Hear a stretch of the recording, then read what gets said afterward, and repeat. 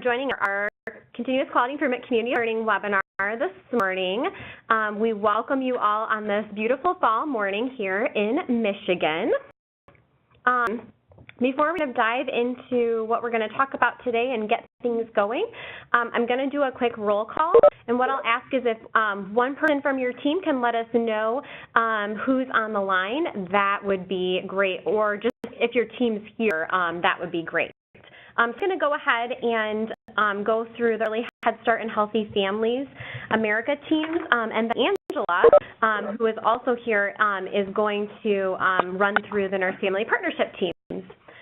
So, is anybody on from Genesee Early Head Start? Good morning. This is Kim Lyons. Unfortunately, it's just me. We are a little overwhelmed here in Genesee. A lot of things happening with us, and we have a lot of families that we're trying to accommodate, and just a lot of busyness and illness. I was very ill last week, out most of the week, so it's a little chaotic, and I apologize. But I will be happy. We had already come up with all of our stuff from your pre-work, and I have those ideas from our team, and I will be happy to share those today. Awesome. Thank you so much, Kim. Thanks for being here today. Do you have anyone on the line from Ingham HFA? Yes, good morning. This is Jody Spicer. Jody, thanks for joining us today. Anybody on the line from Ingham Early Head Start? Kelly, and I have Amanda with me. Kim is sick. Boo. Oh, good morning to you both. Kalamazoo HFA.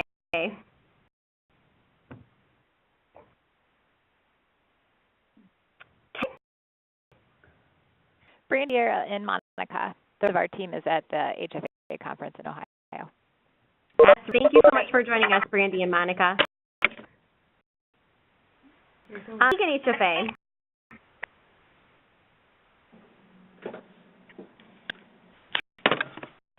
Houseland Early Head Start. Sally, I'm here, and I think Elizabeth will be joining us too. Looks like you've been able to hear it through your computer. Wonderful. Thank you so much, Holly. Healthy Families Upper Peninsula. Hi, this is Carrie. Kim's on the call, and I have our new LLG coordinator sitting in just to listen in this morning. Leanne's here. Wonderful. Thanks, Bree. Healthy Families Northern Michigan. Brittany Wright is here. Denise Rose here from Roscommon. Good morning, Denise. Oh. Anyone on the line from Saginaw EHS? Sarah and Heidi are here. Good morning, Heidi. Morning. How about Saginaw HFA? Hi, Noelle Kelty. Good morning. Good morning. Balding Children HFA? They're at the conference. Okay, that's right. Angela let me know about that. Thanks, Elaine. Elaine, you're here from Wayne County Babies, right? Yep, we have all the and Nicole. Thank you so much. All right, pass things off to Angela. Good morning, everyone. This is Angela, QI advisor for the NFP program. I'm going to do a quick roll call of our NFP LIAs. Hurley team, are you with us this morning? We are. Awesome. Who's with us today? Jenny, Rochelle, Yuwanka, Brandy. Welcome, everybody. We're really happy you're here with us today. Thank you. Your team here from Berrien?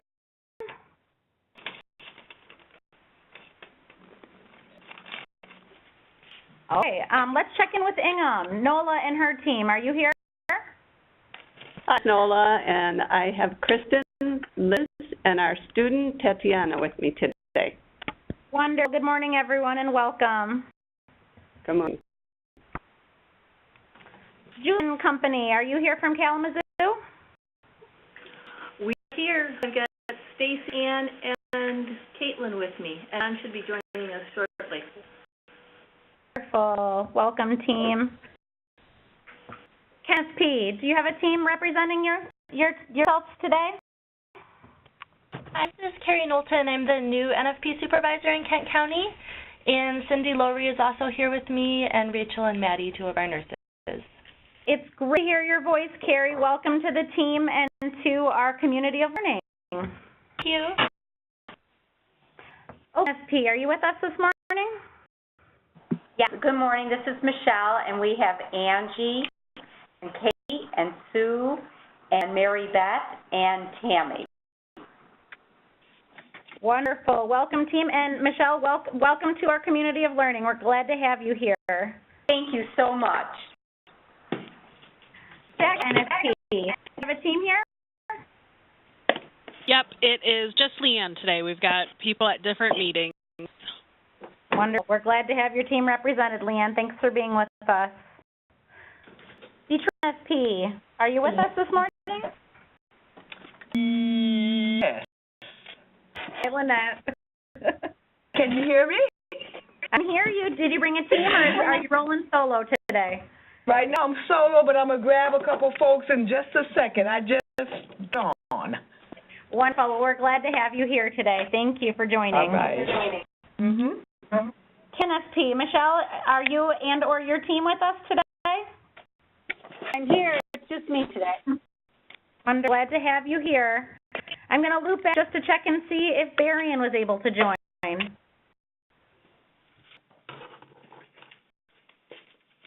Great. I'm going to pass the mic back over to Robin, who's going to give you an overview of what you can expect this morning.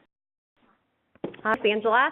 So today on our webinar, as you all saw from the reminder that I sent out a couple of weeks ago, we're going to do some sharing this morning on LIA-specific PDSA cycles that you've run, as well as home visiting COIN PDSA cycles that you've run. So thinking back to all the wonderful work that you did in fiscal year 16, and some sharing that you'd like to do with one another. And we have the questions that I sent along ahead of time that we'll run through. And again, I will ask that each team at least share something for one of the questions, but I am hoping that we can have conversation around each of the questions. So I'm hopeful that folks will jump in and do some sharing, and you know, each can kind of discuss with one another some of the great work that you've all been doing. I will, if we don't get any takers for a question, try to call on a few people, because we really do want to hear from all of you, and we want this to be a rich learning experience. So I'm excited to hear what you all have brought to share today.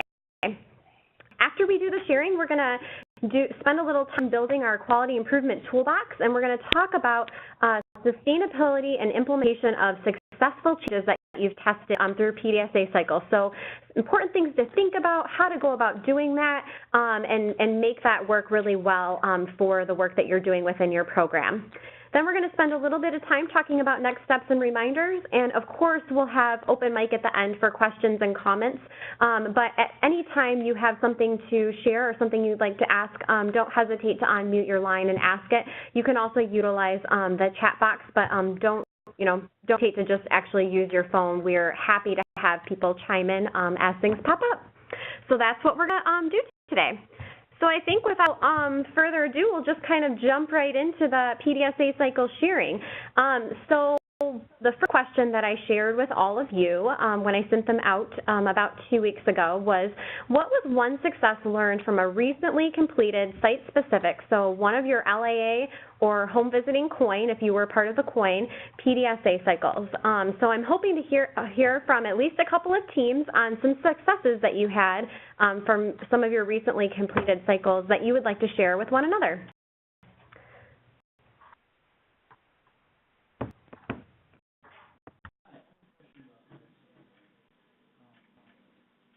This is Nola from Ingham,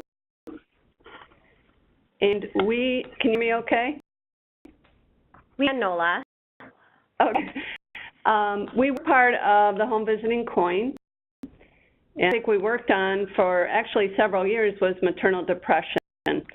Last year we focused on the program Mothers and Babies, which was a huge success in learning how to use it and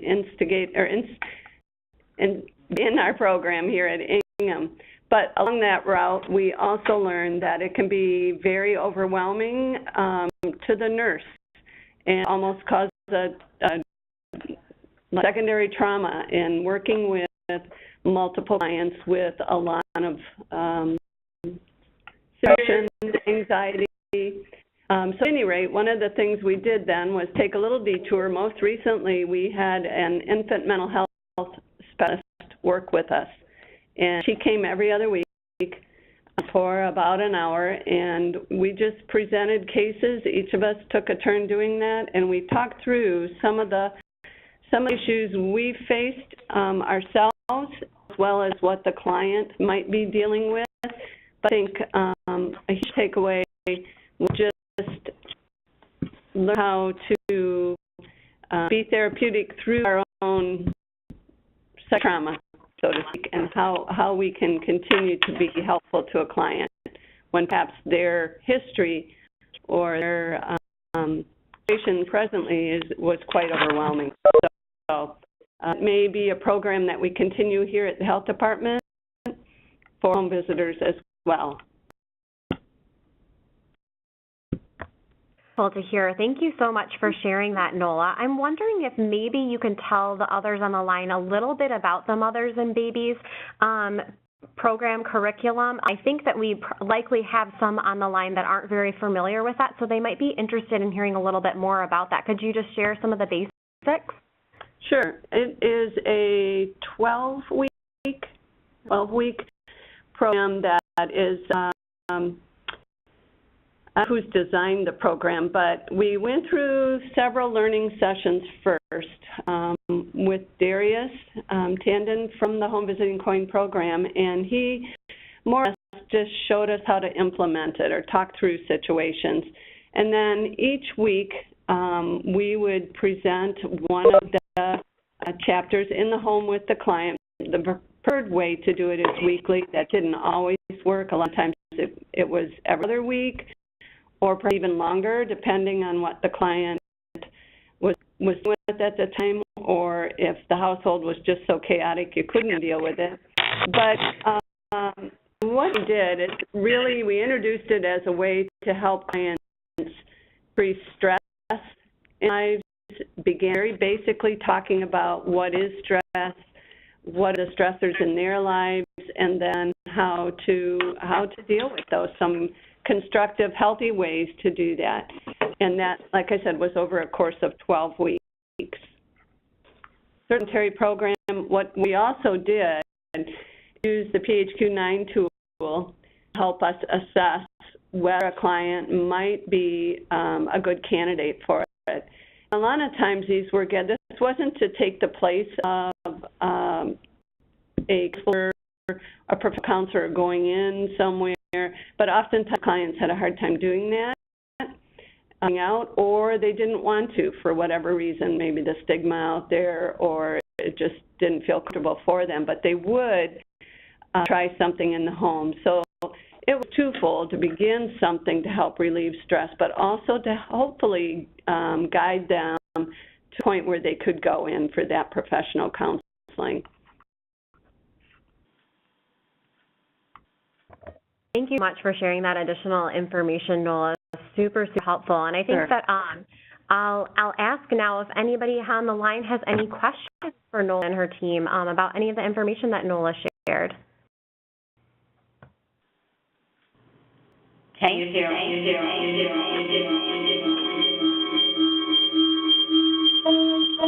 We can hear you, but we're getting a lot of feedback.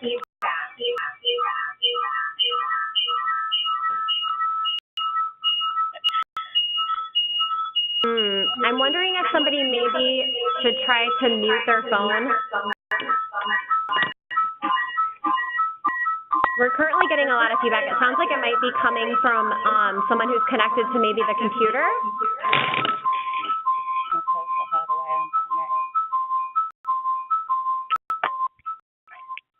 Jackie from the Berrien.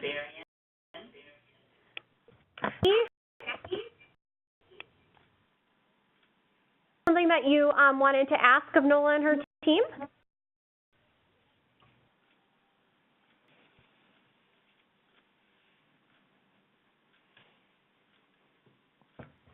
Okay. wanted you to know that we're here. Okay. Thank you for letting me know, Jackie. Appreciate it. Thank you. If you don't mind, if you're able to mute your line, that would be great because we're getting a lot of feedback from your line, I think. Thank you much for joining us. Okay, I want to circle back around one more time and see if anybody has any questions for Nola and her team before I toss out the question again and see if there's anyone else who has some wonderful successes that you'd like to share from recently completed site-specific PDSA cycles.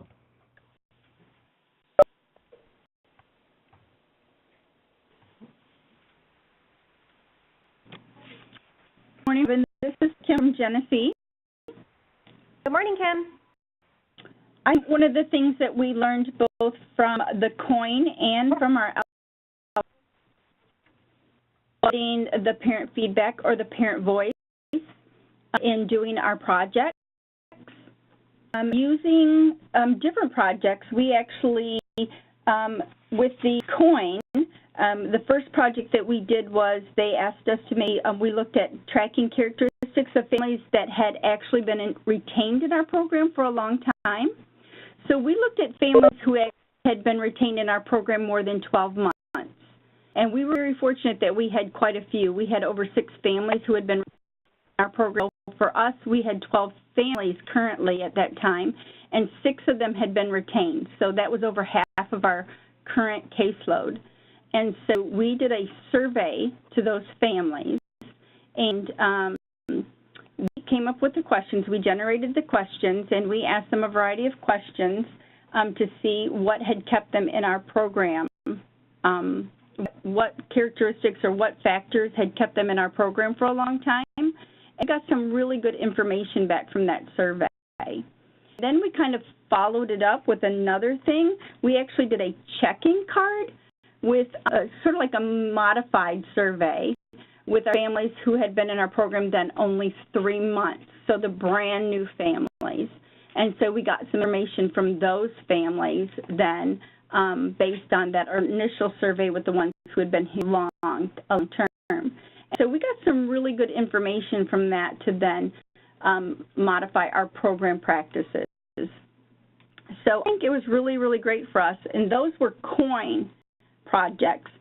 And with our LIA specific, we actually worked on advising our missed visit or attendance policies. And so kind of did the same thing. As a team, we looked at it, and then we actually did a small little test. And we had each home visitor of our 2 home visitors, we had them give it to 2 of their families. And one that was like a new family and one that was a long-term family, but that were kind of missing visits, and had them look at it and give us some feedback. And so we got some really good parent feedback from that too. So I talk to families, the ones who actually are involved in those processes, helped us a great deal during our goals.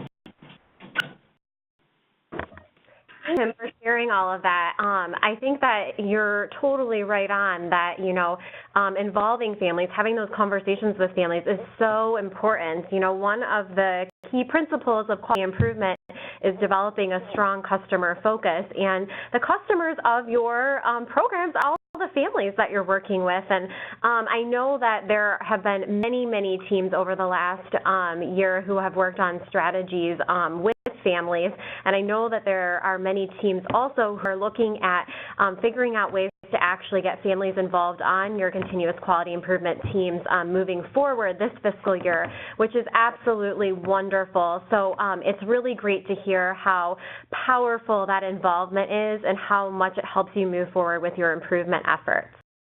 So thank you. Questions for Kim?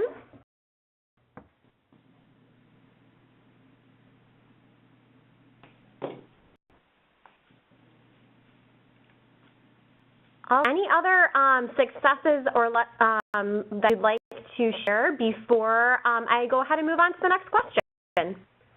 This is Noelty from Saginaw ISD. Good morning.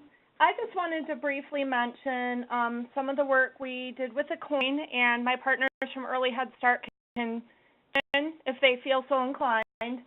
We worked, Healthy Families America and Early Head Start partnered together for a COIN project this last year. And for anyone that doesn't know this, the Saginaw County Healthy Families America program is relatively new. We started serving families in January 2015, and Saginaw Early Head Start has been serving families since approximately 2010 or so.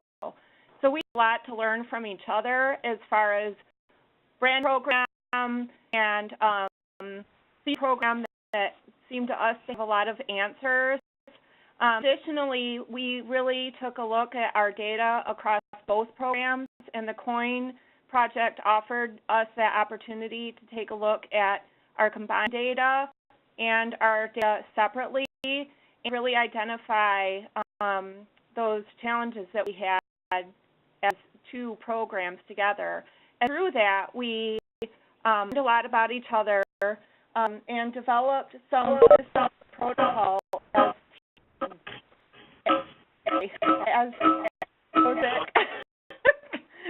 as some teams. So some of that included the development of a parent expectations checklist or a family expectation checklist that we have both implemented completely in both of our programs. In addition, we've really both taken a look at a lot of our parent engagement and retention policies and procedures and strengthen those. So I would say when we're looking at successes of the COIN project, I think it's probably strengthened both of our programs. Noelle, I think that you all have had a really unique experience through the COIN, partnering together closely with both programs. I can totally see the value in doing that and how nice it's been for you all to learn from one another and then try things out that can provide strengths for both of your programs over time. So thank you very much for sharing those successes that you got from your HV COIN experience. Any questions for Noelle?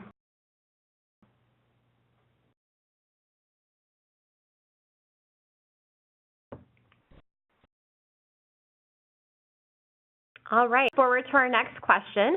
And for this question, we're wondering if anyone has a new tool or resource that your team found particularly useful when you were working on one of your PDSA cycles this year. I know that I've actually heard a couple of tools and resources mentioned already this morning, the Mothers and Babies curriculum, the Family Expectations checklist, so different things that you worked with for your QI work. Is there anything else any other teams would like to add to that you've found particularly useful in this past year?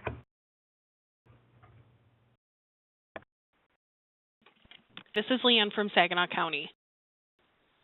Hi, Leanne. We for we focusing on breastfeeding for one of our site-specific projects. We created an infant feeding plan, and it makes a lot of what someone did it in a COIN project. But just sitting down and talking with moms early in pregnancy and then figuring out what their plan is for feeding, how long they want to breastfeed if they're going to, and then working out some of those other myths and barriers that they run into typically as they go back to work or school, and helping them prepare for that. Wonderful. Thank you for sharing that, Leanne. Does anyone have any questions for Leanne about the infant feeding plan tool that they were able to create?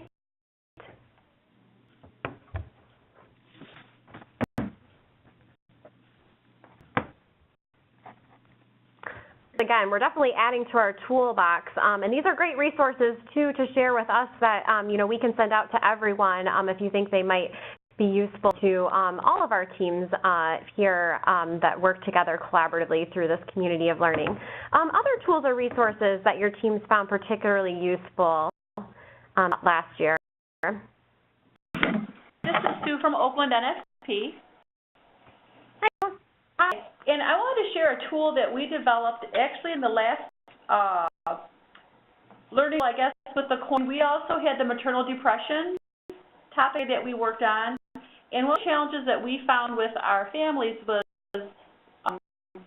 getting family members engaged if their family member, our clients, had experienced some maternal depression or anxiety. So we had the client we had the relationship with, but also we didn't have a way to connect with the families. So we know they live with these people, so they know what it looks like when one of their family members are depressed or anxious. But how could we engage the family members and it would not be threatening to clients?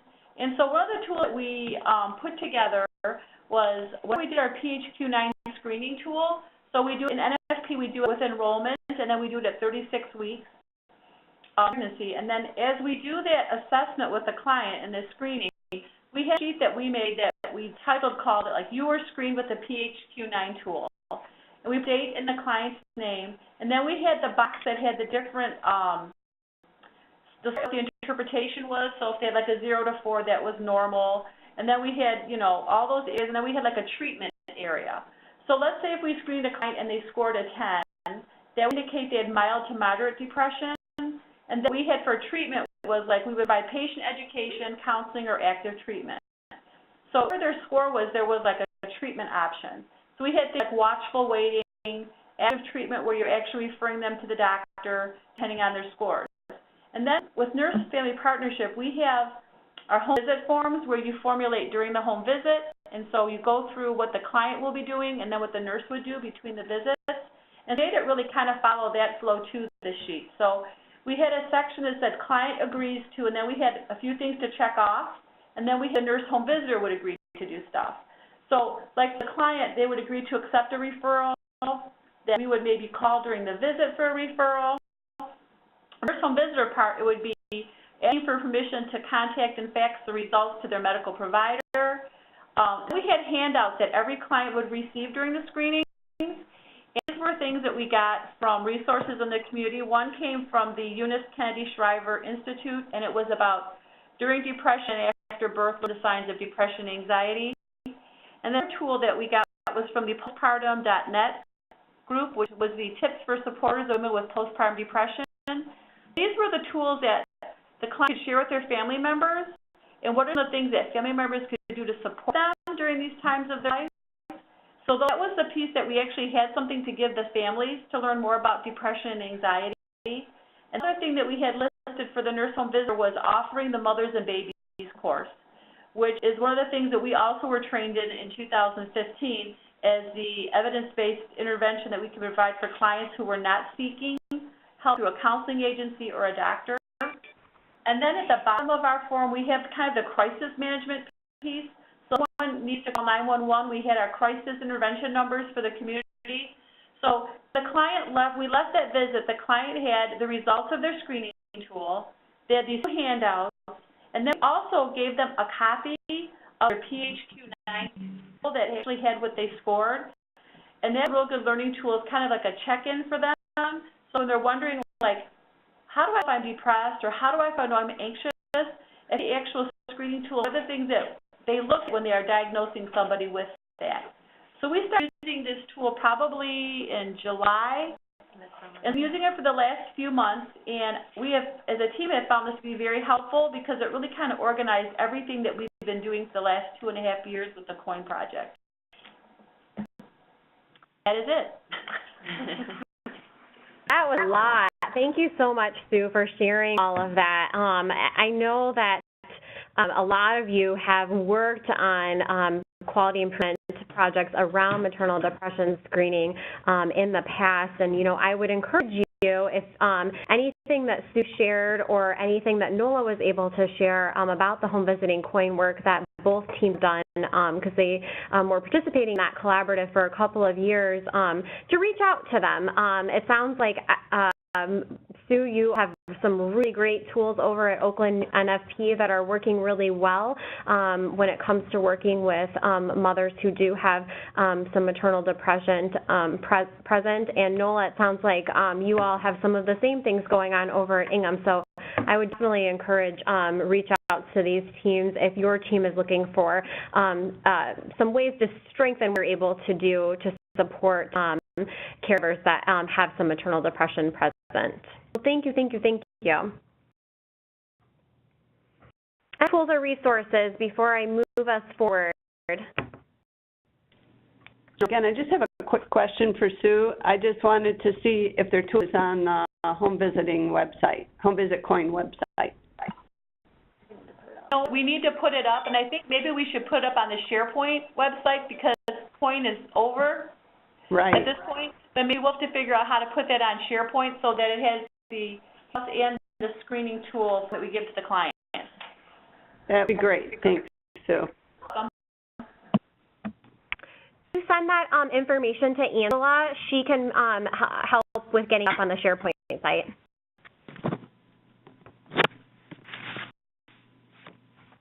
Thank you. All right. So now we're going to move on to talking a little bit about challenges and barriers. So what was a challenge that or a barrier that your team encountered with a PDSA cycle that you ran last year that you would like to share for the good of the group?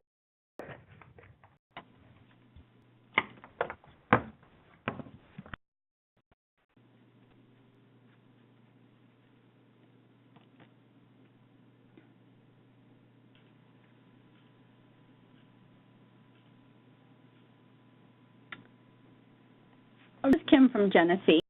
The barrier or the I think it was just a challenge that we had was the difference between coin and our regular collectives with the state, with you guys with MCH, was the difference in how fast or rapid the cycles were with coin. They wanted us to move so quickly that we were, I guess, wondering if the tests or the rapid cycles that we were running were actually showing the results with our families or with the tests that we were trying, because they were just so quick. I'm wondering if there were other factors that were involved that were making change or not making the change or showing the results that we were hoping for. Does that make sense?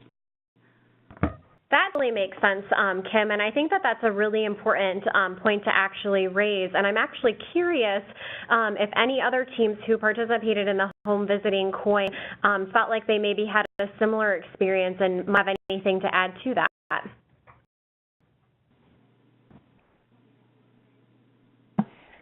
Again. Hi, this is Glenn from Oakland, and we also were part of the coin.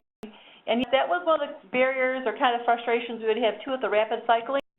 But the benefit of the rapid cycling is if you knew something bombed, you caught it very fast, so you could adapt. I mean, you could, modify or do something different with it. And so for those cycles that we didn't really get some results, we extended those cycles and ran them like 2 and 3 times.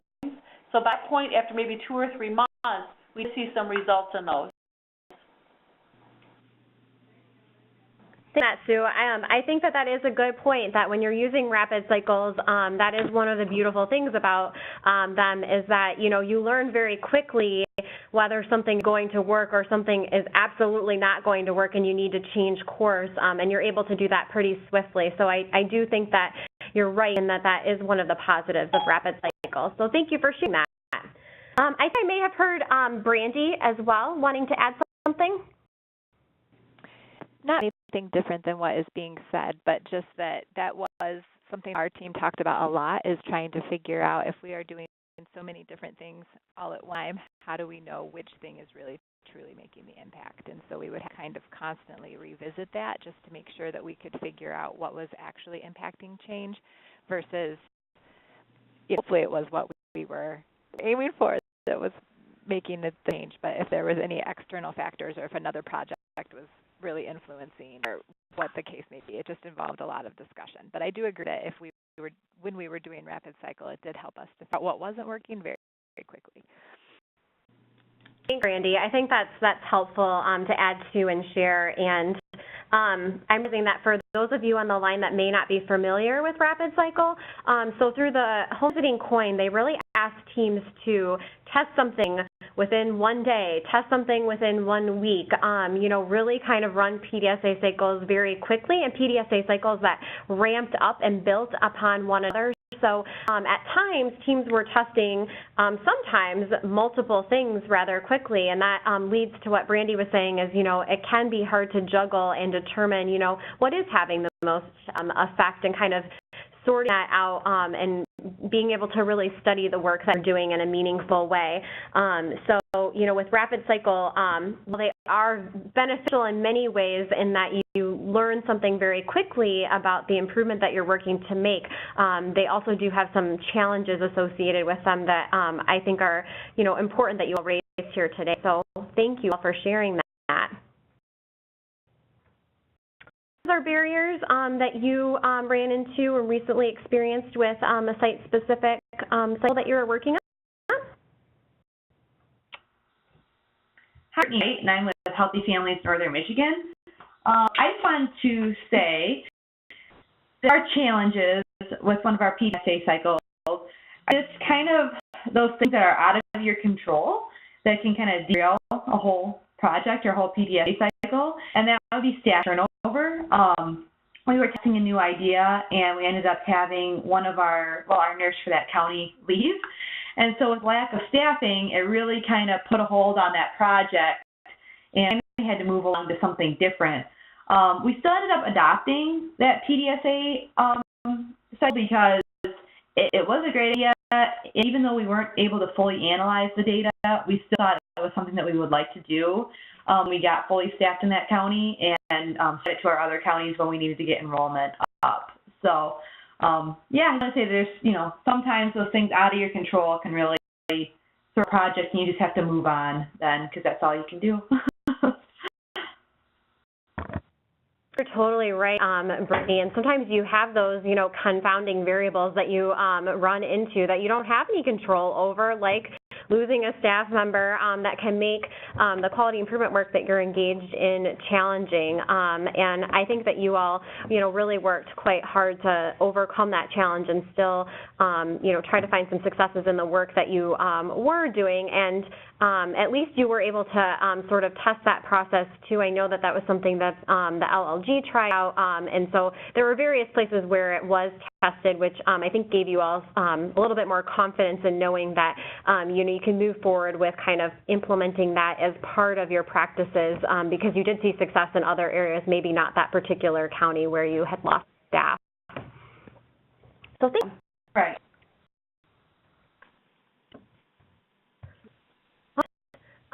Let's move on to our next question, and we'd love to hear what area for improvement you are maybe thinking about focusing your first site-specific PDSA cycle on for fiscal year 17. I know some of you have started thinking about this, and we'd love to hear some of the topic areas that you all are considering focusing some improvement work on as you get going here in fiscal year 17. Kelly from Ingham Early Head Start. Kelly? What we're thinking of is we from the hospital. We don't really have, we kind of lost our specific person to have contact with. So we're going to reach out and have a specific contact for the hospital. And our referral form is just, it asks for the parents' information. So typically when we call them, the idea, they put their, you know, what they were signing up for or what they were, you know, into. And so they just say, no, I don't want that. That's not what I want. So we want to change up that whole form, add more of our brochure pieces to it. They can actually see what our program is about before they put down their information if they're interested. So it sounds like you all are really going to be focusing in on strengthening connections with one particular referral source, which may also help you strengthen some connections with other referral sources that you have. And I know you all did some work on that this past fiscal year, so sounds like these efforts will kind of continue to build on one another. Yeah, the plan. Wonderful. You all are thinking about focusing on your CQI efforts. From Saginaw, we were looking at our data report at our last meeting, and we want to look at our well baby completion rates and see what we can do about getting those up. We've had some teams work on that in the past, so you know, maybe some lessons learned from those teams that you can glean from some of their storyboards that are posted to the SharePoint site. Thanks for. Thank you.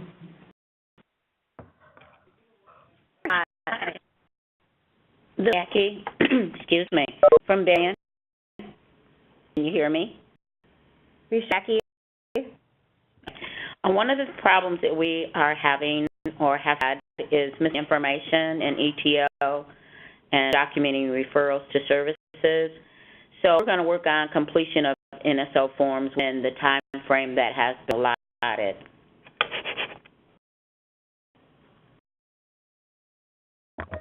So really trying to make sure that the information you need to get into the ETO system, which is the data system for Nurse-Family Partnership, is there and complete, and specifically focusing on referrals. And our supervisor gets reports. She's going to make sure that get it more frequently so that we can check back and see when due, and we can work on getting it in that time frame. Thank you, Jean.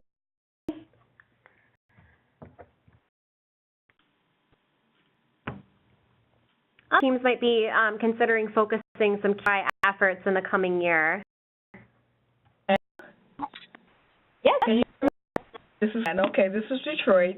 We plan on doing another CQI, continuing with breastfeeding because our subsequent pregnancy is than we would like it to be, so we really want to focus some attention on that. And so, focus on our birth control. We want to also look into our immunization rates, particularly at 6 months and 12 months. So we're going to start focusing some work towards those areas. I'm glad to hear how deeply you all are thinking about possible opportunities for improvement. And I have a follow-up question, Lynette. What's going to be the tiebreaker that helps you decide which area to focus on first? Well, we're just going to take a vote meeting, and then I'll let you know. Do it that way, because we're not sure first yet. Love the focus on team buy-in, and if you want to take a deeper peek at data that we can pull from each of those things, certainly touch base with me, and we will work together to find other ways to look at where there might be the most ripe opportunities for improvement. Okay, I will probably be reaching out to you. Sounds good. I like talking with your team. Thank you, Angela. Thank you.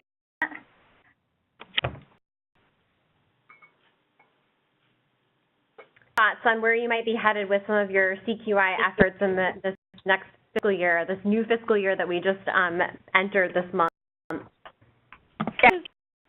Jonathan calling from Hurley Nurse Family Partnership, and share that we are looking in the area of looking at referral friend to the referrals we receive from our providers and see if we can increase the number of enrollments that we actually can convert from those referrals. Awesome. So in terms of the refer a friend piece, are you thinking about that kind of coming from your referral sources, or maybe coming from families that are already enrolled in your Nurse-Family Partnership program who can spread the word to other families who might be in need of NFP services? Yes, that second piece that you just mentioned, we're looking to see if, just as one of the previous ladies had mentioned, sometimes we get referrals from our referral sources and the families don't even know that they've actually been referred to Nurse Family Partnership. And sometimes what we've been seeing is that we're not getting a higher percentage of those referrals turning into enrollments. We would like to see that number change. So we looked at Refer a Friend to see if maybe by having someone already in the program or have been associated with the home visiting program, if they referred someone and displayed that familiarity with the program, it would probably increase our chances of converting those referrals to enrollment. Perfect sense. Thank you so much for sharing that. And I think that I might encourage you, if you'd like, and if Kent HFA would be willing, Kent HFA, Brandy and her team have done a lot of work around Refer a Friend and have tested out lots of different ideas around that in this past year. So I think that they might have some good lessons learned and resources that they could share with you. Okay.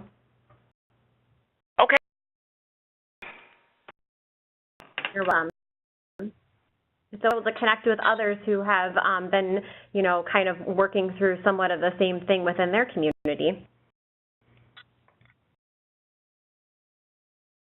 All right, so ideas on site-specific PDSA cycles that you're looking to get started.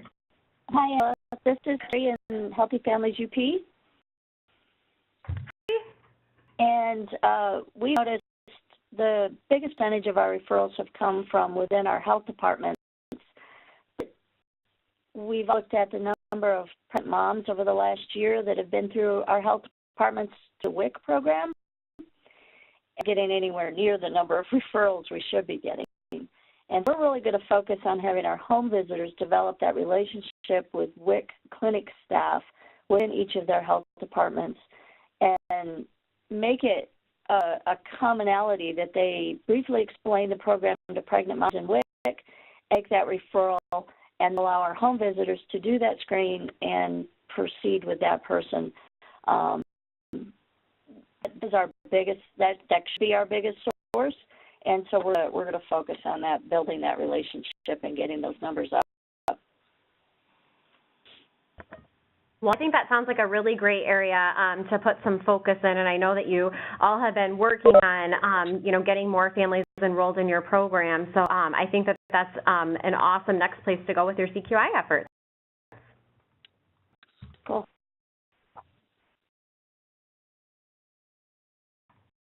This is Sue from Oakland. Hi. Hi. One thing that we do need is the data to look at, because we don't figure out what's happening here, because I think it's happened because we've been in COIN the last couple of years. We have been doing the additional PDSAs with the state. We've just been doing the collaborative. So I'm listening to the different ideas that people have and trying to figure out what we need to be doing. So I'm thinking if we get the data, we can look at the areas we want to work on. But I think one of the challenges we have is we don't know what the state collaborative is going to be yet. And usually we like to do our projects within the kind of the domain of the state collaborative, just can all fit in together.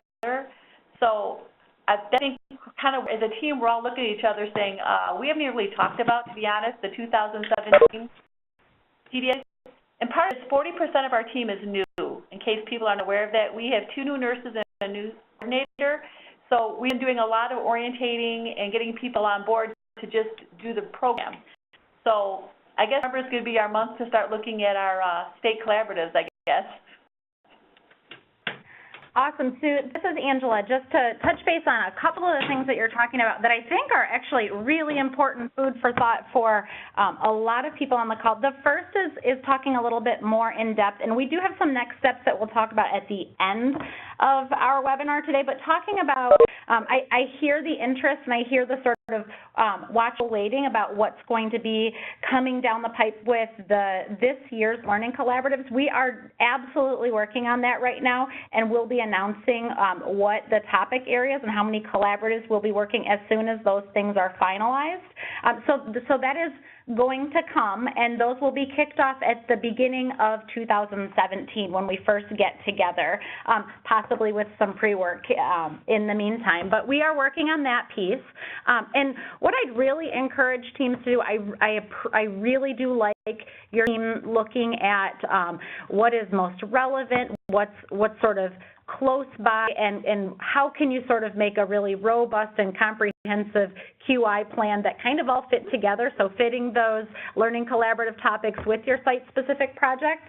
I think there's a lot of strat in that, but I definitely encourage your team to not wait too long on that, and to explore the data. So you mentioned, this is the second piece, you mentioned really wanting to jump into the data to see where it's pointing you.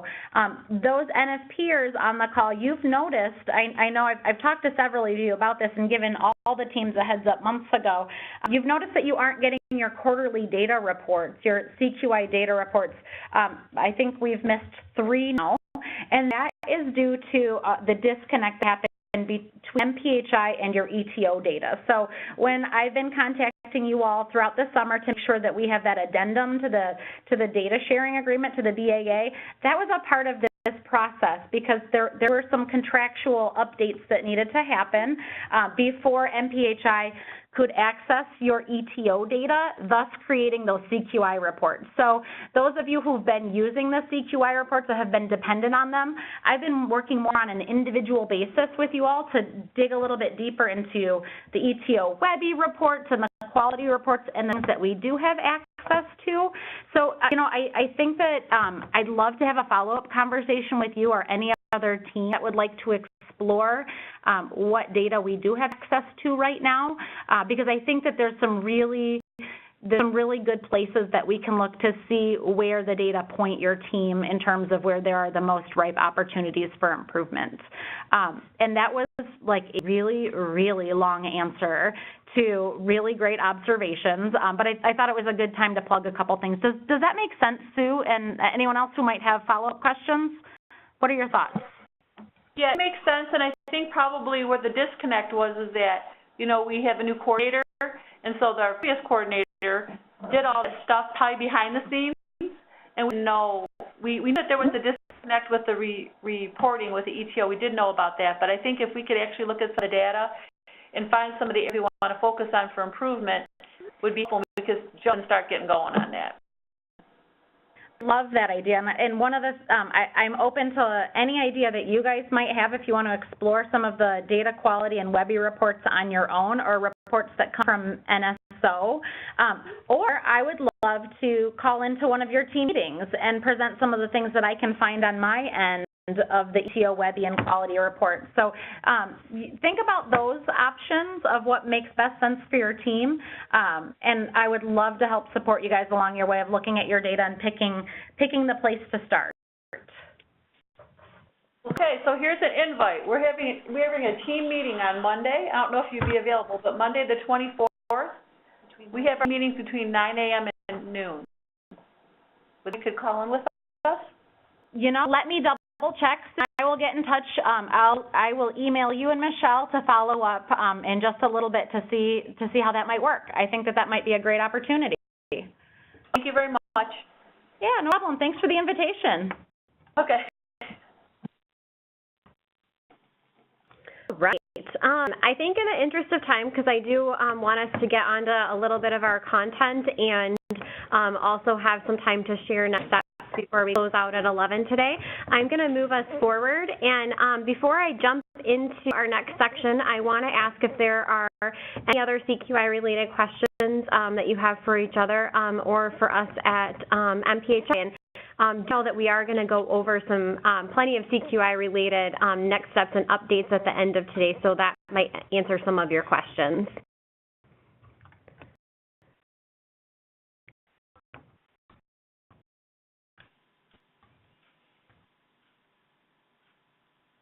Hearing none, I'm going to go ahead and pass things off to Angela, who's going to talk a little bit about implementation and sustainability of successful changes, so giving you some new tools to think about for your toolbox. And I just want to, before I do, thank you all for all of the rich sharing that you did today. I hope that you all learned something new, found something fruitful out of this sharing experience, and we'll look forward to hearing some sharing updates next time we get together on a community of learning call. So without further ado, I'm going to pass it off to Angela. Thanks so much, Robin. Everyone, I'm going to encourage you all to hop into this conversation because as you might have experienced with me, I'm pretty long-winded, and what we have here are it's a lot of possibly new information to you, so if you have questions along the way, please feel free to say, hey, Ange, I have a question, or I want to talk a little bit more about that, or if you're having trouble interrupting my big mouth, please feel free to use the chat box to ask more questions. Those are really good tools for to be able to engage in this conversation. So today we are going to talk about sort of what about that space after the ACT stage. A lot of teams will oftentimes think about project being tied up in a neat little bow after the X stage is done and the storyboard is complete, and they kind of file it away and never revisit it again. And this is really about what about the next steps? Because in truth, the most successful PDSA cycles have something that kind of goes between that ACT stage and maybe other PDSA cycles that you start running. So we're talking about the ACT stage and beyond. What do we do in terms of implementing and sustaining successful changes? So what I want to first do is make sure that we're all on the same page of some of these terms that we use, sometimes interchangeably in the real world, but really mean something very specific in the CQI world. So this is my attempt to get us all on the same page with the same language, and I'll start out by using the word testing. So when we're testing in CQI, we are trying something out on a small scale. We want to know if one tweak to a process or a protocol, what it does to an outcome that we're looking at or a process that we're looking to improve. So testing is doing something temporarily. It's oftentimes kind of a pilot, as I've heard teams discuss. This is something that's only impacted by a couple of people, and it's really intended to learn. We want to test something out to see if our if-then statement, our improvement theories, were true or false, and if we can find improvement in the tweak of a small process temporarily. Teams oftentimes will find success. They will find that their if-then theory came true. And in that case, in the ACT stage, a team might say, wow, we really need to standardize this particular tweak that we made to our process or protocol. And this is when we would say we're moving into implementation. When a team is implementing, they're standardizing. They're integrating the successful changes that they learned through their tests. They're integrating that into their day-to-day protocols, and that might be on a formal scale. At this point, the change isn't temporary anymore. It's intended to be a permanent solution to a problem, permanent change into a protocol or a process. Opposed to testing, when maybe only a couple of people are trying out the tweak to the process, more staff are going to be impacted at the implementation level because it is a standardized change, a standardized tweak to the process at hand. And we expect success at implementation because we've already tried it out, right? So through testing, we know whether or not a particular change is going to lead to an improvement. Once we've decided to implement it, we would expect success. Once we've moved beyond implementing, so if we've standardized something, we don't think about this other space, and I think this is a really important piece that we don't always talk about. It's sustaining. This is the space after standardization. That's looking, paying attention to your data, and seeing if the changes that you've implemented, the things that you've made standardized, are continuing to perform as you'd expect. So you're looking to see if the change that you implemented continues to bring you the outcomes that you were hoping for and expecting through testing and then standardizing, or maybe if you're seeing some drift, if things are changing along the way. Hopefully this kind of clears things up, that testing, implementing, and sustaining are incredibly important steps in the process of PDSA cycles, and really deep into that culture of quality, but they're different from each other, and they're really dependent on each other. A question for you all. Robin and I know the answer to some of these because we've had the pleasure of working so closely with so many of your teams and your PDSA cycles, but I'd like to ask the question of you all, how have you implemented and sustained successful changes tested through PDSA cycles? Did a test for improvement, you found something positive come out and your if-then statement was correct? Did any of you have success in implementing and sustaining the successful change that you found through your PDSA cycle?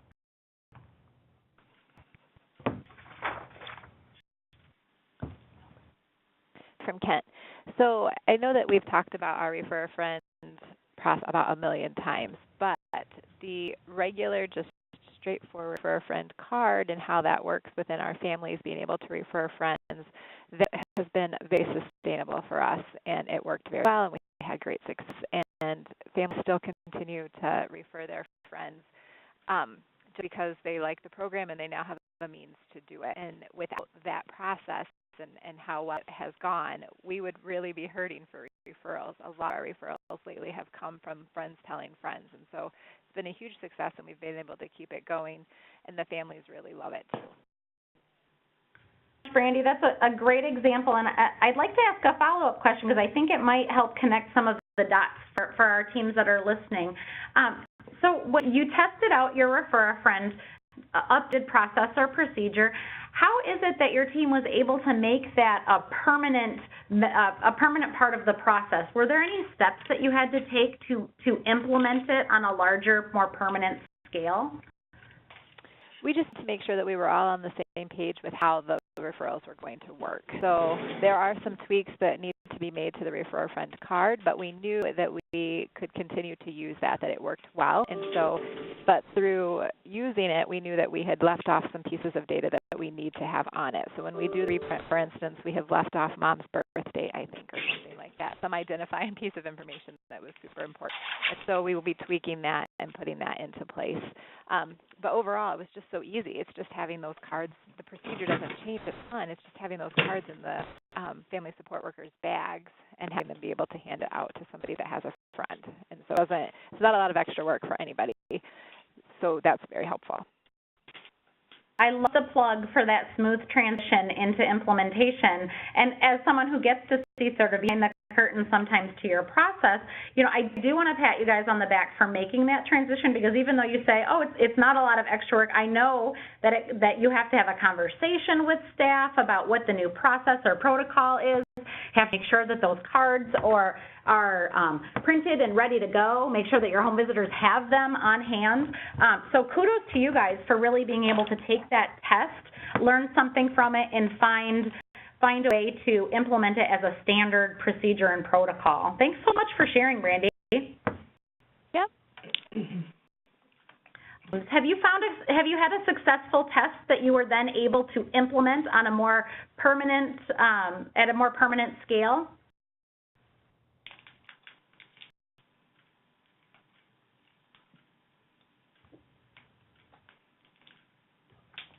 This is Sarah from Saginaw. Way back in one of our first cycles, we tested the app 22 reminder app for home visits, for our 2 McVie home visitors, and they still use the app today, and it works out great. Thanks for sharing that.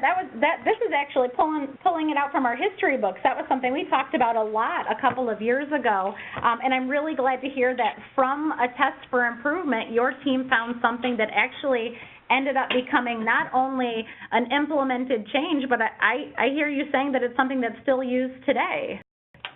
Still used, yeah, and it works well. Hi, this is Jody from Ingham. I was wondering if you could just give a little more information about the app.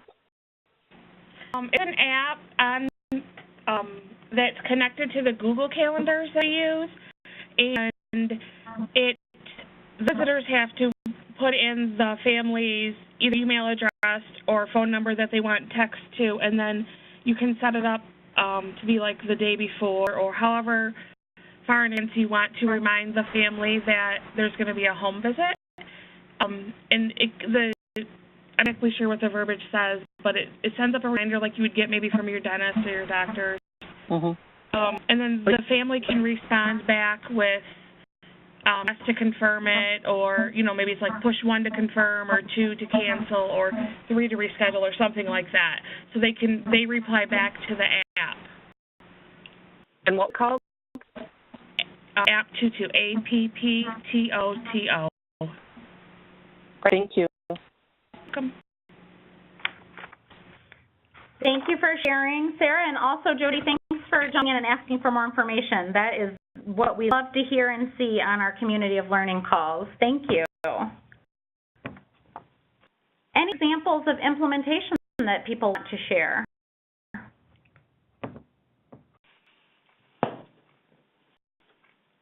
We'll talk a little bit more in just a couple of slides about the challenges of implementation. I have a hunch there are two things going on. One, it's hard to talk and share in opportunities like this, but also we know that implementation is sort of tricky sometimes, as is sustaining. So let's talk a little bit more about that in a minute. This is another way, as you can see, the sequence for improvement and spread. It's really another way to be thinking about how all of these things are connected and how everything really builds on each other to move from test implementation to sustaining. So you are really, really familiar, teams, with the first step on this ramp in developing those change ideas.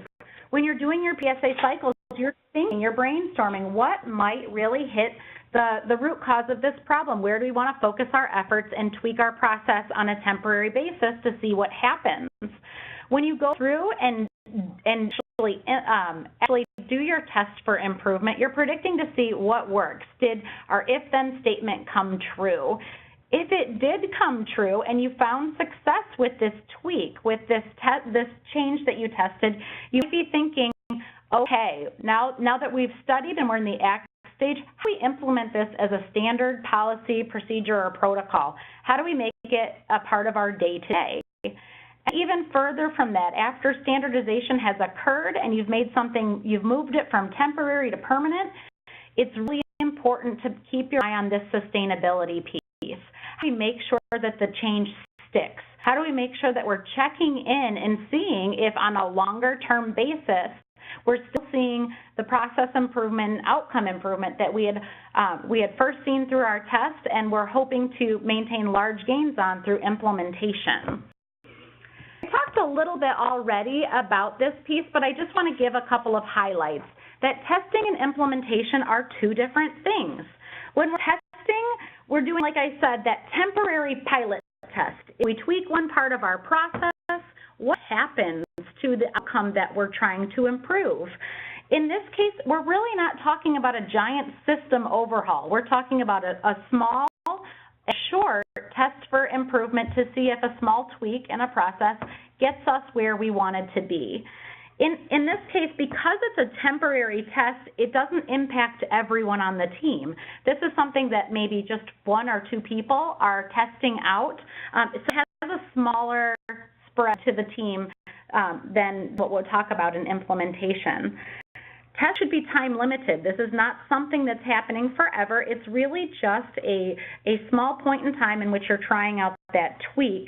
And also, you shouldn't have as many changes or need for support when you're testing things out. Like I said, you don't want to have a huge system overhaul when testing. You just want to have one thing on a temporary basis with a small group of people to see if your change leads to an improvement.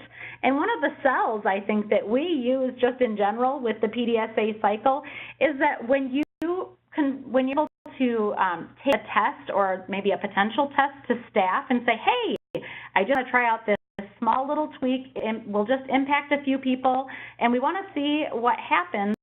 Some of the resistance to change is a little bit lower. We all know that change is hard for people, and oftentimes we found success with teams being able to say, but let's just try this for a short period of time with a short amount of people. We won't expend a lot of energy in it, but we want to see what happens if we do this. And we have found a lot of success in lowering resistance to change for staff members who are involved in teams that have adopted that culture of quality. All of this is in contrast to implementation. This is the more permanent piece here of CQI. This is, okay, we have found success with a particular test for improvement. This needs to be standardized. This is something that you expect success from because you've already tried it out, possibly in a couple of different settings. More people are impacted from implementation simply because it is a standardized expectation that anybody who touches that process will do it in the way that's been outlined from what you practiced in test.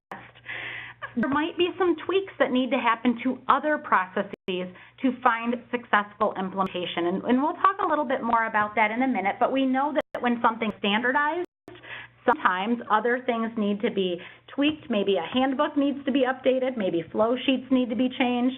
But other processes might be adapted depending on this particular change that you're implementing. And of course, just in contrast to talking about selling PDSA as just a quick little test to lower the resistance to change, there sometimes is a bit more friction or more resistance from staff who are facing a more permanent change into a process that they've become familiar with. So really, at the end of the day, I really just want teams to start seeing the difference between these two terms, and that when we're testing, this is a small-scale, temporary thing that we're just trying to find out and learn from, as opposed to implementation, where we've already learned what that test will lead to. We know what to expect from it, and we've decided that it's something that needs to be a permanent or standardized change to a process or procedure. I mean, my guess is that one of the reasons we didn't hear a lot of people talk about implementation isn't because it doesn't happen, but might be part of it that it's hard work.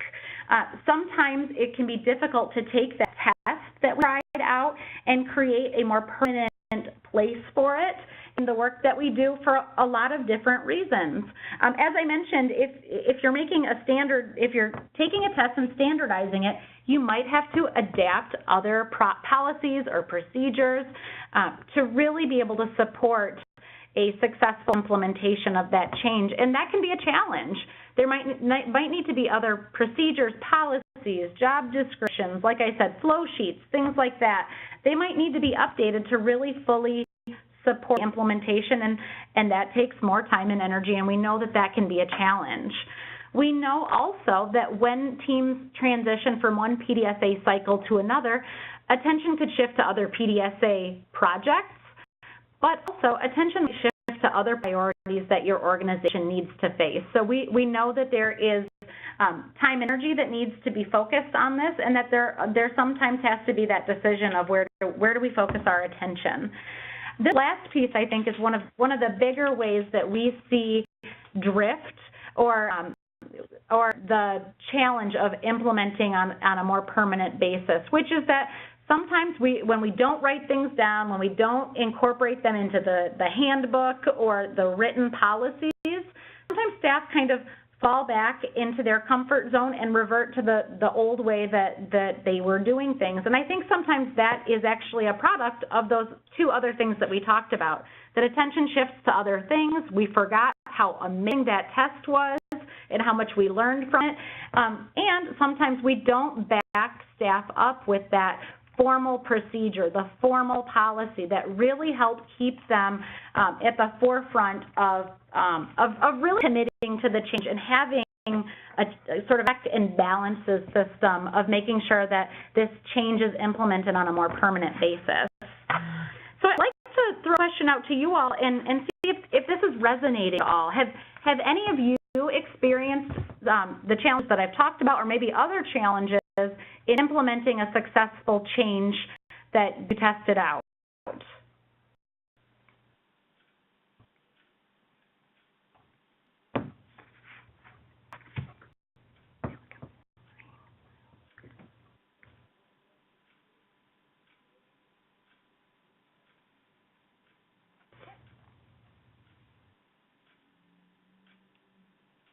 So I'll say it in a different way.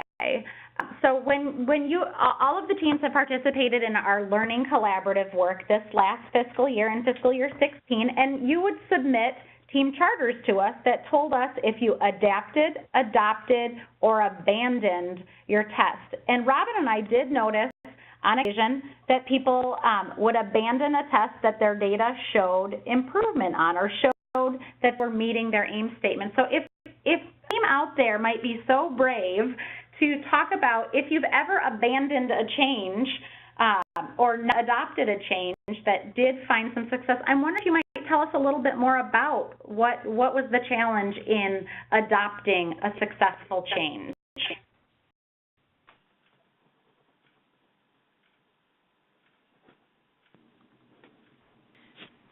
Hi, this is Elizabeth with Oakland EHS. Hi. Hi. I'm just going to echo to a comment that occurred earlier in the webinar about staff turnover and transition. So we had some changes that we initially adopted, but we've had transition and staff turnover in the last few months. And so those changes have currently been abandoned, but we're hoping to pick them back up in the future once we have all of our staff. For us, the hardest thing has just been implementing and sustaining changes when it's different people who are coming in to the project.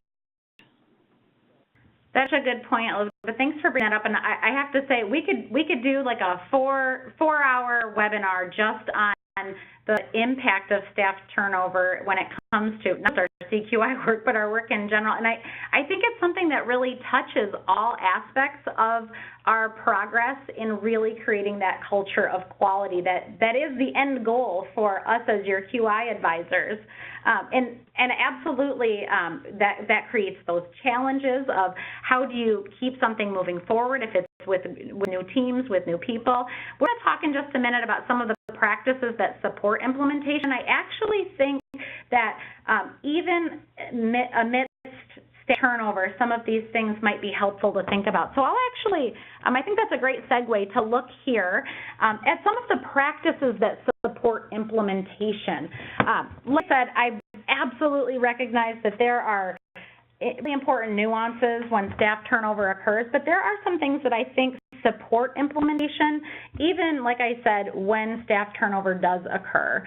So as you can see in this table, we have key implementation areas and then particular changes within those implementation areas that really support making something a permanent change. So just for example, when looking at standardization, making sure that those things happen in terms of you've formally recognized that this is a permanent change in your process, you're making sure that things do wind up in your policies and procedures. They are written down somewhere. They are explained to new staff as they come in, that they're incorporated into your hiring procedures.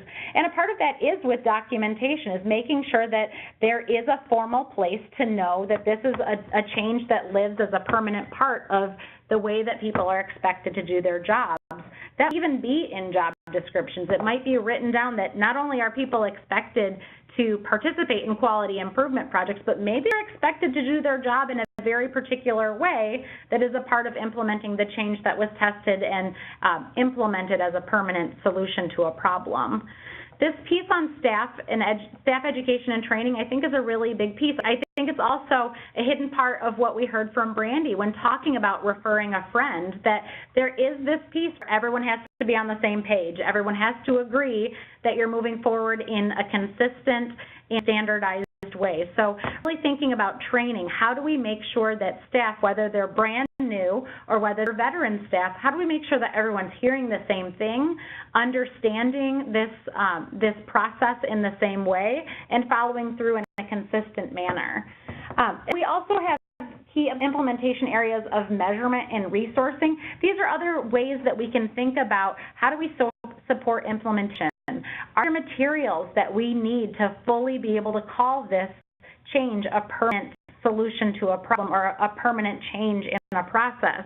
How do we talk to each other about this, and how do we document, and how do we check and make sure things are being done in the way that we thought that they were going to with implementing this change for improvement?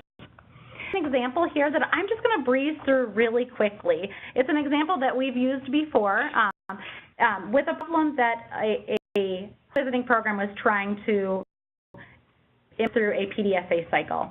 The problem is that families aren't receiving the number of home visits they should, so the North County EHS program really wanted to increase the expected home visiting completion rate from 60% to 80%.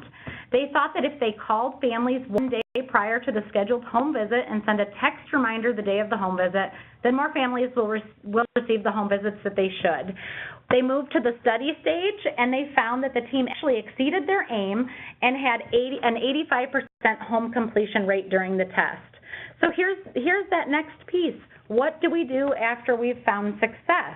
this team decided that they wanted to implement this new procedure as something that was permanent, something that needed to be a standardized part of their process. That were taken to really support that implementation and making sure that they sustain their improvements were a couple of things that I'll give examples for. First, the team went to their process map, and they made the process map that we all want to make during the plan stage, but Ryan and I hold you back from, they made an updated process map that reflects this new improved way of doing things, the way that's now considered to be standard, correct, and consistent.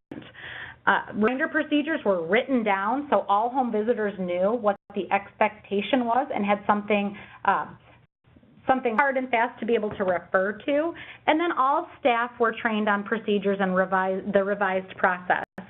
I'll do a quick plug here that sometimes we do additional PDSA cycles even when we've moved into implementation. I think Brandy served as a great example to this, that even when you've implemented, you might say, wow, there might be a way to even do this better. And you might find more PDSA cycles that might tweak implemented process that was a PDSA cycle previously. So don't consider the door closed to more PDSA cycles. It might be another opportunity for polishing and tweaking a process. And this is really just an example. I want to make sure that we have time to move forward, but I'm hoping that this example serves as ways to move the ACT stage and what teams can do to really support a successful test that they want to make a permanent change in their landscape of whatever the process is that's being moved. I think some of this goes without saying. There are great benefits of standardization. You really want to hold the gains achieved through the PDSA process. What's really important here is that I think it's important to think about PDSA cycle on its own is great as practice, but it doesn't make a permanent change in your overall mission, vision, and ability to meet your customers' needs. So holding gains through your PDSA cycles and through that implementation and sustaining is really, really critical for having a long-term approach that improves quality along the way. So I'm actually, this is not a typical Angela thing. I'm going to skip this next piece because there are a couple of things that we want to make sure that we touch base on.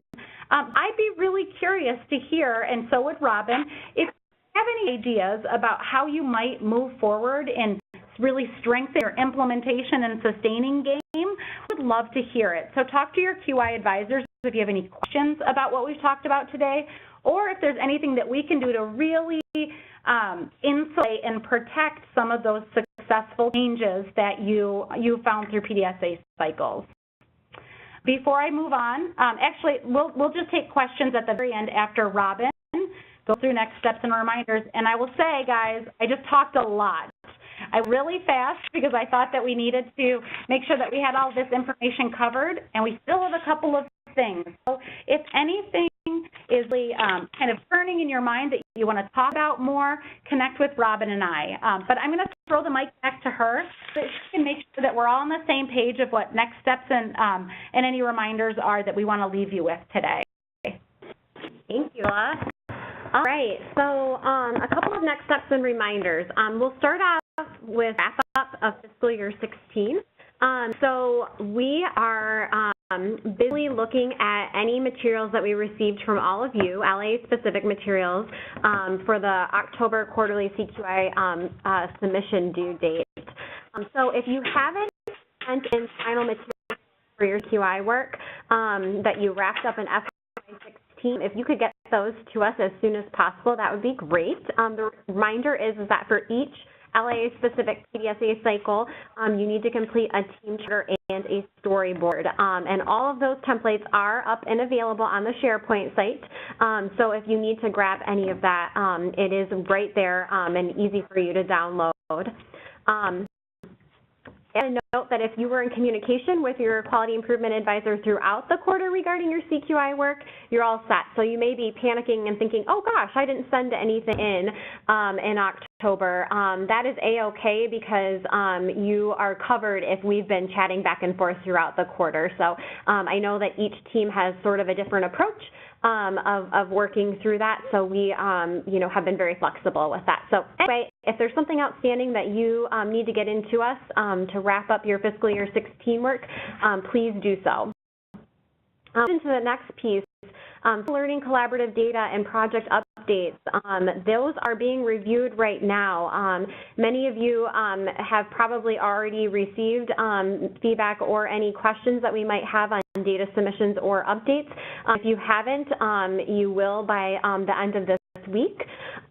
But if there's something that you haven't submitted to us, if you have not sent in your final team charter or you have not sent in your final storyboard for learning collaborative work for FY16, we do ask that you please get those into us as soon as possible.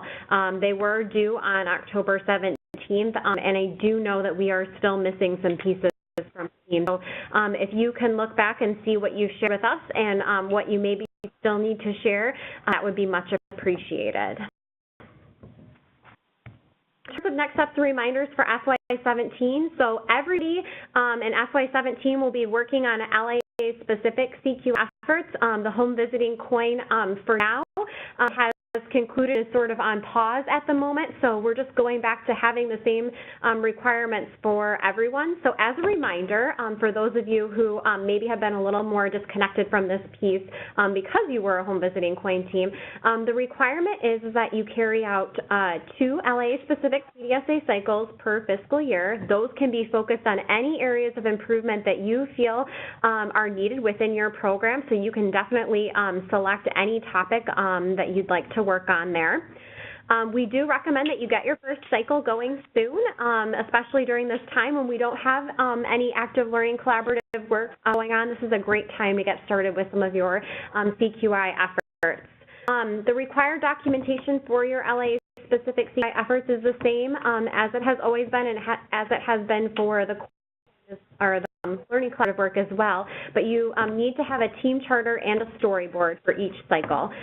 So keep those things in mind as you're working through your cycles, and we do ask that you do use quality improvement tools such as process mapping, fishbone diagrams for root cause analysis, affinity diagrams for brainstorming potential solutions, so on and so forth as you work through your cycles. Those are really important in doing formal quality improvement work. Lastly, stay in regular communication with your QI advisor about your work. We are here to help and support you and meet your needs whenever you have those needs. So quality improvement advisors should receive an initial complete copy of your team's team charter for review and feedback before you move to the due stage. This is really helpful because we can help you if you're struggling with some of the pieces of the cycle during the plan. We can help you sort of overcome some of those challenges so that you move forward in a really good, productive manner when you get to your due stage. So please share those with us early that you need. You should also send along a storyboard for review and feedback before your documentation for the cycle is completely finalized. We can help you by going through doing a review of that. Again, just reach out to us whenever you need help and support. Both Angela and I are here to support you in whatever you need for your continuous quality improvement work. We have a question in the chat that is wondering if maybe we're using the same team charter for site-specific PDSA cycles as the past year, and yes, the answer is to that is correct. So the team charter document that is up on the SharePoint site, that's the same team charter that you'll be using for LIA-specific PDSA cycles that you have in the past. And if you have trouble locating any of those documents, just reach out to Angela or I, and we'll point you in the right direction. And finally, as next step reminders, you'll see that we have established our quarterly Community of Learning webinars for this fiscal year. We will send these dates out via email, and these slides will also be shared, so don't panic and try to scramble and write things down really quickly. We will share those. with you, but here are the dates. So we won't have a Community of Learning webinar in January because we are going to have our first in-person grantee meeting, so we'll skip that one. But there will be one on in April, July, and October. So the dates and times are there, and we tried to keep things consistent with years past since this time. So it seems to work really well for everyone. And finally, you'll see the grantee meeting dates. We do ask that you please save these dates. These were sent out through a Save the Date email announcement. So just make sure that you have these dates saved on your team members' calendars. We will be sharing more information as it becomes available. Currently, we're working on finding venues and locations for these meetings. So we'll share that information as soon as we have it so that you all can update your Save the Dates with more detailed information. And as Angela said earlier, we're working on learning collaborative topic areas too, and hope to be able to share those topic areas with you all in the coming month or so.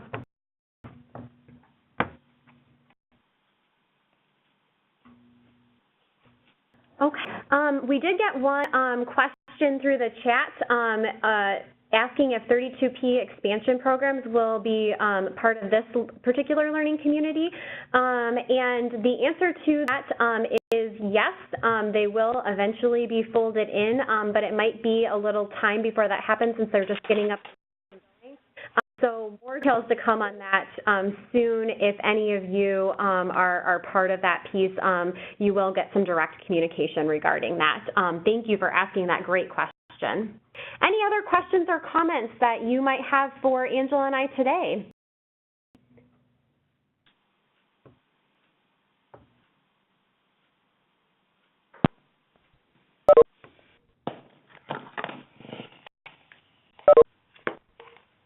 Hearing none, I want to thank you all so very much for your time this morning. As I said, we will send out the recording link as well as the slides and the dates for upcoming Community of Learning webinars so that you all have that follow-up that you need. Don't hesitate to reach out to Angela and I if we can be of further assistance. We hope you all have a wonderful day. Enjoy the beautiful fall weather that we're having, and we'll talk with you soon. Thanks so much. Bye. Bye, everyone. Bye.